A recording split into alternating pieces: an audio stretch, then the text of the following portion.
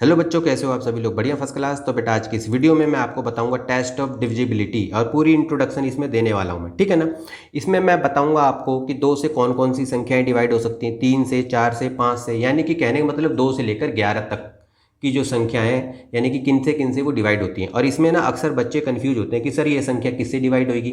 तो वो सारी बातें आज मैं आपको इस वीडियो में बताने वाला हूँ, ठीक है। तो चलो शुरू करते हैं। तो सबसे पहले देखो बेटा, डिविजिबिलिटी बाई 2, यानी कि दो से कौन सी संख्या डिवाइड हो सकती है। तो देखो ये मैंने यहाँ पर लिख दिया है ताकि समय ज़्यादा ना लगे, आपको सिर्फ समझाना ही है मुझे, ठीक है ना। तो यानी कि दो से कौन सी संख्या डिवाइड होती है, ध्यान रखो। यानी कि जिसके यूनिट प्लेस पे या तो जीरो आ जाए या कोई ऐसी संख्या आ जाए जो मल्टीपल ऑफ 2 हो। बात समझ में आई? चलो एग्जाम्पल के तौर पर देखो, अगर मैं ये आपसे कहूँ 3, 4, 6, तो देखो इसके यूनिट प्लेस पे क्या आया है, 6 आया हुआ है, यानी कि मल्टीपल ऑफ 2 है, यानी कि ये 2 से डिवाइड हो जाएगा। तो यानी ये संख्या जो है 2 से डिवाइड हो सकती है। तो बस ये ध्यान रखना है। जैसे एग्जांपल के तौर पे करूँ मैं 120, तो देखो इसके पीछे जो यूनिट प्लेस पे लास्ट की संख्या 0 है, ठीक है, या 0 यानी 2 की टेबल में आने वाली कोई संख्या हो, जैसे 2, 4, 6, 8, इस तरह से मल्टीपल ऑफ 2 होना चाहिए। तो इस तरह से वो संख्या 2 से डिवाइड हो सकती है। ऐसे आप बहुत सारी संख्याएं लिख सकते हो। जैसे इसके यूनिट प्लेस पे आपने 8 लिख दिया, ये जैसे 12 है तो 2 हो गया। तो ऐसे बहुत सारी संख्याएं आप लिख सकते हो। तो समझ में आ गया आपको, दो से संख्या कौन सी डिवाइड होती है, जिसके यूनिट प्लेस पे या तो 0 आ जाए या फिर मल्टीपल्स ऑफ 2 आ जाए, यानी कि 2 की पहाड़े में आने वाली कोई नंबर आ जाए, ठीक है ना। उसी को 2 से डिवाइड हम कर सकते हैं। अब बात आती है बेटा डिविजिबिलिटी बाई 3, तीन से कौन सी संख्याएं डिवाइड होती है। तो तीन से वो संख्याएं डिवाइड होती हैं जिन संख्या का यदि मैं डिजिट को प्लस कर दूं और प्लस करने पे यदि उसका आंसर 3 से डिवाइड हो जाए तो समझ लेना कि वो संख्या 3 से डिवाइड हो जाएगी। तो चलो एग्जाम्पल के तौर पे जरा हम लेते हैं यहाँ पर। जैसे मैं कहूँ आपको 79851, जैसी संख्या ली हमने, ठीक है। अब क्या करो, अब हमें ये पता करना है कि भाई ये 3 से डिवाइड होगी कि नहीं। तो क्या करते हैं, इसके अंकों को प्लस करके देख लेते हैं। तो चलो जी, 7 + 9 + 8 + 5 + 1। अब जोड़ो जरा इसको, 9 7 16, 16 8 24 और 5 29 और 1 30। अब ये जो आंसर आया 30, क्या ये 3 से डिवाइड होता है? हाँ जी डिवाइड होता है, 10 पे चला जाता है। तो इसका मतलब ये जो संख्या है ये 3 से डिवाइड हो जाएगी, ठीक है। बात समझ में आ रही है अच्छी तरह से, ठीक है। जैसे मान लो अब मैंने ये संख्या ली 138, तो 138 क्या 3 से डिवाइड होगी? चेक कर लेते हैं। 1 + 3 + 8, तो 8 3 11 और 1 12, तो ठीक है 12 जो आंसर आ रहा है वो 3 से डिवाइड हो जाएगा, ठीक है जी। तो बिल्कुल ये 138 भी जो है वो 3 से डिवाइड हो जाएगा। तो समझ में आ गया आपको, 3 से कौन सी संख्या डिवाइड होती है, जिनके अंकों को प्लस करने पर यदि उसका आंसर 3 से डिवाइड हो जाए तो वो संख्या 3 से डिवाइड हो जाएगी, ठीक है। अब बात आती है बेटा डिविजिबिलिटी बाई 4, 4 से कौन सी संख्या डिवाइड होती है। 4 से वो संख्या डिवाइड होती है जिसके लास्ट के 2 डिजिट यदि वो 4 से डिवाइड हो जाए तो वो पूरी संख्या 4 से डिवाइड हो जाएगी। जैसे एग्जाम्पल के तौर पे अगर मैं बोलूँ 128, तो 128 के लास्ट के 2 डिजिट को देखो आप, ये 28 जो है क्या 4 से डिवाइड होगा? जी बिल्कुल होगा, 4 सत्ते 28। तो इसका मतलब ये जो 128 है ये भी 4 से पूरा पूरा डिवाइड हो जाएगा। जैसे एक संख्या मैं लूँ 88312, अब पीछे का देखो 12, ये लास्ट के 2 डिजिट को देखो, 12 4 से डिवाइड होता है? होता है। तो ये पूरी संख्या भी 4 से डिवाइड हो जाएगी। समझ में आ गया? तो 4 से वो संख्याएं डिवाइड होती है जिसके लास्ट के 2 डिजिट 4 से डिवाइड हो जाए, ठीक है। अब बात आती है डिविजिबिलिटी बाई 5, 5 से कौन सी संख्या डिवाइड होती है, यानी कि 5 से वो संख्या डिवाइड होती है जिसके यूनिट प्लेस पे या तो 0 आ जाए या 5 आ जाए, यानी कि लास्ट की संख्या या तो 0 हो या 5 हो, तो वो 5 से डिवाइड हो जाएगी। एग्जाम्पल के तौर पे लिखो आप, जैसे 150 लिखा, पीछे 0 है तो ये 5 से डिवाइड हो जाएगा। जैसे 225 लिखा मैंने, पीछे 5 है तो ये भी 5 से डिवाइड हो जाएगा, ठीक है ना। तो इसी तरीके से आप इस तरह से आप बता सकते हो, ठीक है ना। तो 5 से कौन सी संख्या डिवाइड होगी, जिसके लास्ट में 0 आ जाए या फिर 5 आ जाए, तो वो संख्या 5 से डिवाइड हो जाएगी। बात समझ में आ गई? अब बेटा आता है डिविजिबिलिटी बाई 6, यानी कि 6 से कौन सी संख्या डिवाइड होती है। यानी कि 6 से वो संख्या डिवाइड होगी जो 2 से और 3 से, यानी कि दोनों से डिवाइड हो जाए तो वो संख्या 6 से डिवाइड हो जाएगी। जैसे फॉर एग्जांपल मैं कहूँ 138, अब 138 जो है ये 2 से डिवाइड हो रहा है? हाँ जी हो रहा है। क्यों? क्योंकि इसके लास्ट में 8 आ रहा है, देख लो आप, यानी कि ये 8 2 का मल्टीपल है, तो यानी इवन नंबर आ रहा है, तो इसका मतलब ये 2 से तो डिवाइड हो जाएगा। क्या ये 3 से डिवाइड होगा? चेक कर लेते हैं। 1 जमा 3 जमा 8, 8 3 11 और 1 12, यानी कि 12 जो है वो 3 से डिवाइड हो जाएगा। तो इसका मतलब 138 जो है ये 2 से भी डिवाइड हो रहा है, 3 से भी डिवाइड हो रहा है, तो दोनों से डिवाइड हो रहा है, तो इसका मतलब ये 6 से भी डिवाइड हो जाएगा। बात समझ में आ गई। इसी तरीके से एक संख्या और लेते हैं हम, जैसे 85806। अब देखो इसके लास्ट में 6 आ रहा है, यानी कि मल्टीपल ऑफ 2 है, तो इसका मतलब 2 से तो ये डिवाइड होगा ही होगा। 3 से ये डिवाइड हो रहा है, देख लेते हैं, 85806। अब इनको यदि आप प्लस करो तो 8 5 13 8 21 और 6 27, तो 27 जो है वो 3 से डिवाइड होता ही होता है। तो ये संख्या 2 से भी डिवाइड हो रही है, 3 से भी डिवाइड हो रही है, तो इसका मतलब ये 6 से भी डिवाइड हो जाएगी। ठीक है, तो 6 से पता चल गया आपको कि 6 से कौन सी संख्या डिवाइड होती है, जो 2 और 3 दोनों से हो जाए तो 6 से भी हो जाएगी। ठीक है ना। 7 वालों को अच्छी तरह से समझो। देखो एक डिविजिबिलिटी बाई 7, ये मैंने देखा अधिकतर बुकों में 7 का होता नहीं है बेटा। आज मैं आपको बताता हूँ अच्छी तरह से, इसको देखो आप। ठीक है ना। इसके बेटा 2 मेथड हैं। तो पहले मेथड में क्या दे रखा है, यदि मान लो संख्या 2 अंकों की हो और आपको पता करना हो कि बेटा वो 7 से डिवाइड हो रही है कि नहीं हो रही है, ठीक है, तो उसको कैसे पता करोगे आप। कई बच्चे बोलेंगे सर 2 अंक की संख्या तो वैसे ही बता देंगे, वो बात ठीक है, बता दोगे आप, लेकिन इस मेथड को समझ लो ना, क्या दिक्कत है।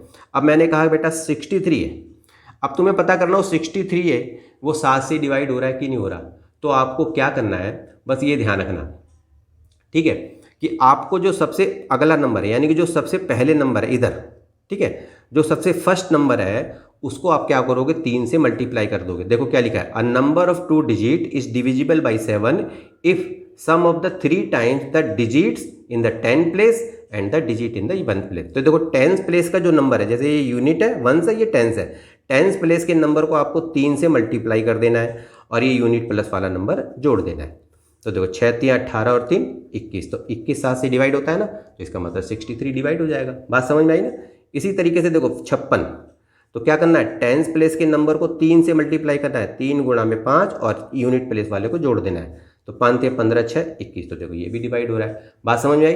35 को देख लो आप, तो क्या करोगे, 3 गुणा में 3 जमा में 5। बात समझ में आई ना। 10 प्लेस को 3 से मल्टीप्लाई 3 टाइम्स करना है और यूनिट वाले को प्लस करना है, 3 3 9 5 14, तो 7 से डिवाइड होता है, तो इसका मतलब ये 7 से हो जाएगा। तो 2 अंक की संख्या को तो आपको पता चलेगा कि 7 से कैसे उसको डिवाइड करते हैं। लेकिन अगर मान लो 3 या 3 से ज़्यादा अंक की संख्या हो तो क्या करें हम।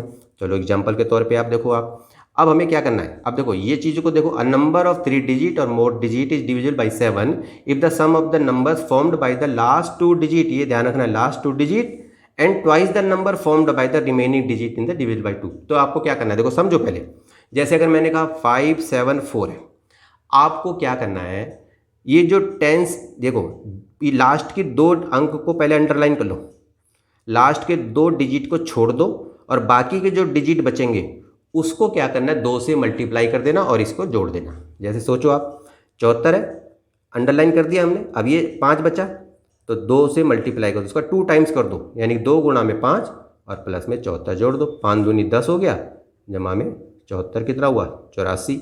84 7 से डिवाइड होता है जी, तो यानी कि ये संख्या भी 7 से डिवाइड हो जाएगी। चलो एक संख्या और ले लेते हैं, 2268।